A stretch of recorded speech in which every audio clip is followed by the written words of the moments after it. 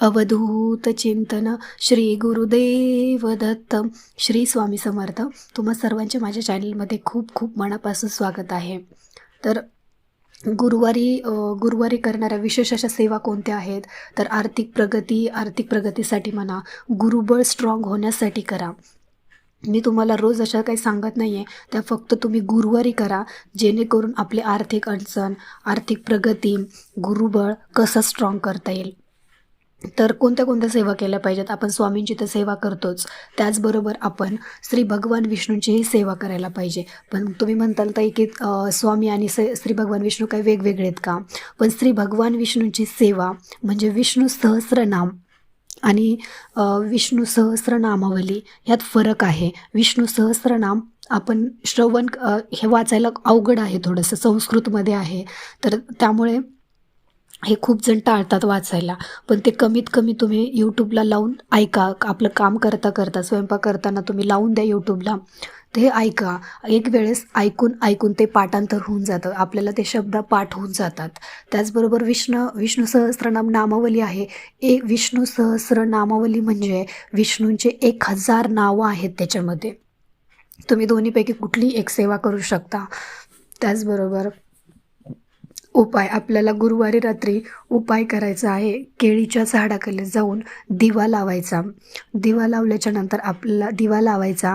प्रसाद म्हणून आपल्याला पिवळ्या कलरचं, तुम्ही प्रसादाला काहीही ठेवू शकता. तिथं पेढे ठेवू शकता, घरी केलेले डाळीचे लाडू ठेवू शकता, पिवळी बर्फी ठेवू शकता, काही ठेवा, फक्त पिवळ्या कलरचा प्रसाद पाहिजे. आणि प्रार्थना करायची की मी ज्या काही आर्थिक अडचणीत आहे त्यातून मला बाहेर काढा, त्यातून मला काहीतरी बाहेर येण्याचा मार्ग दाखवा. हे उपाय आपण म्हणजे ज्याचं कोणाचं जर गुरुबळ स्ट्रॉंग नसेल ना, तर त्याची मनस्थिती बघा तुम्ही. जो कोणी समोरचा कोणतीही सेवा सांगून द्या, ते करायला तो तयार होतो. कारण मनस्थिती एवढी खराब झालेली असते आर्थिक संकटाने की जो समोरचा सेवा सांगतो ते आपण करायला तयार होतो. तसंच सेम ज्याचा गुरुबळ स्ट्रॉंग नसतो, तर तो गुरुबळ स्ट्रॉंग कसा करायचा? तर हा गुरुबळ फक्त गुरुवारीच सेवा केल्याने स्ट्रॉंग होऊ शकतो आणि ते फक्त स्वामींच्या सेवेनेच होतं. तर गुरुवारी आपल्याला पिवळं वस्त्र खूप शुभ मानलं जातं. तुम्ही गुरुवारी आवर्जून पिवळे वस्त्र घाला. जे काही पिवळे असेल, खाण्याची वस्तू, खाण्याचा पदार्थ, ते दान करा.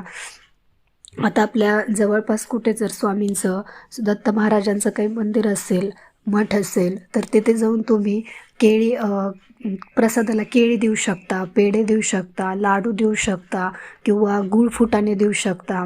काही द्या, फक्त पिवळ्या कलरचा प्रसाद दान करा. स्पेशली गुरुवारी दत्त महाराजांच्या मंदिरात तर आवर्जून हे दान करा. वस्त्र दान करा.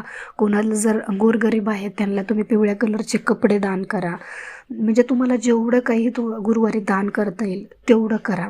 कारण काय होतं, कधी कधी आपल्याला कोणाच्या रूपामध्ये देवील हे सांगता पण येत नाही.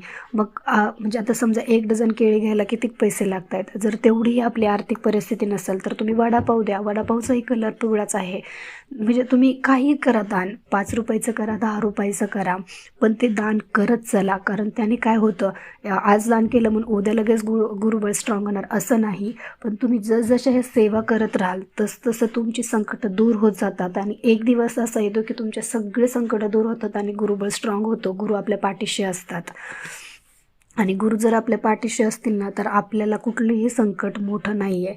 गुरूंपेक्षा आपलं संकट मोठं नाही, म्हणजे आपल्या स्वामींपेक्षा, आपल्या गुरूंपेक्षा तर हे संकट मोठं नाहीच आहे.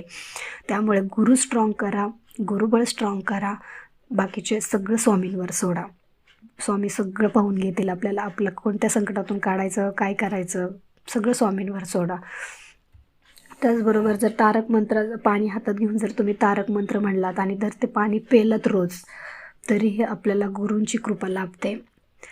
रोज पाणी प्यायचं हातात घेऊन. हे आपण संकल्प जसं सोडतो तसं घेऊन जर आपण तारक मंत्र म्हटला तर आणि ते पाणी पिलं तरी आपल्याला गुरूंची कृपा लाभते. ह्याच्यापैकी तुम्हाला कुठलीही जशी जमेल तशी सेवा करा. जशी जमेल तशी म्हणण्यापेक्षा तुम्ही हे कराच. उपायही करा, स्वामींची सेवा करा, श्री भगवान विष्णूंची सेवा करा आणि त्याच श्री भगवान विष्णूंची सेवा करता करता लक्ष्मीचीही सेवा करायची. श्री भगवान विष्णू आणि लक्ष्मीची दोघांचीही सेवा करायची. जिथे लक्ष्मीचा वास असतो तिथे श्री भगवान विष्णूंची कृपा होतेच. कारण आपण लक्ष्मीची सेवा केली तर तिथे विष्णूंचीही सेवा घडते. त्यामुळे तुम्हाला जेवढी भगवान विष्णू आणि लक्ष्मीची सेवा करता येईल तेवढी सेवा करा. तिथे अखंड लक्ष्मी नांदते. त्यांची जर कृपा झाली तर घरात कधीच दारिद्र्य दुःख येत नाही. घरात अखंड लक्ष्मी नांदते. त्यामुळे जेवढी भगवान विष्णूंची आणि लक्ष्मीची सेवा करता येईल तेवढी करा. आर्थिक प्रगतीसाठी तर अतिशय प्रभावशाली सेवा आहे. तुम्हाला जशी जमेल तशी करा. कारण बरेच जण हे आर्थिक अडचणींमध्ये गुंतलेले असतात. काय करावं समजत नाही. कारण त्यावेळेसची मनस्थिती एवढी खराब असते की काय करावं हे कळत नाही. त्यावेळेस तुम्ही स्वामींच्या चरणाशी शरण जा. स्वामींना प्रार्थना करा. श्री भगवान विष्णूंची सेवा करा. त्यातून नक्की तुम्हाला मार्ग निघेल. त्यातून नक्की तुम्ही बाहेर याल. कारण जर एखाद्या वेळेस काय होतं, आपल्यावर कर्ज भरपूर असतं पण ते आपण किती कष्ट करतो पण ते कर्ज फिटतच नाही. काही ना काहीतरी अडचणी येत राहतात, वाढतं परत. काही ना काहीतरी अडचणी येतात, वाढतं परत. आपण किती कष्ट करतो पण आपल्याकडे पैसा टिकत नाही. आपल्याकडे पैसाही टिकत नाही. जे काय आपले हप्ते असतात महिन्याला भरायचे त्यात पण आपल्याकडे पैसे राहत नाहीत. महिन्याला आलं की महिन्याचा पगार निघून जातो. आलेले पैसे महिन्यात संपून जातात. त्याच्यासाठी आलेली लक्ष्मी टिकून राहावी. जे काय आर्थिक प्रगतीमध्ये अडचणी आहेत त्या दूर व्हाव्यात त्याच्यासाठी तुम्ही श्री भगवान विष्णूची आणि लक्ष्मीची मनापासून सेवा करा. स्वामींची सेवा करा. त्यातून तुम्हाला नक्की मार्ग मिळेल. लक्ष्मीही टिकून राहील आणि हा केळीचा सांगितलेला उपायही करा. नक्की चांगलं होईल. नक्की म्हणजे श्री भगवान विष्णूंची जर कृपा झाली ना तर घरात कधीच दारिद्र्य दुःख संकट येत नाही. तुम्ही अनुभव घ्या. जर तुम्हाला अनुभव आला तर मला कमेंट करून नक्की सांगा.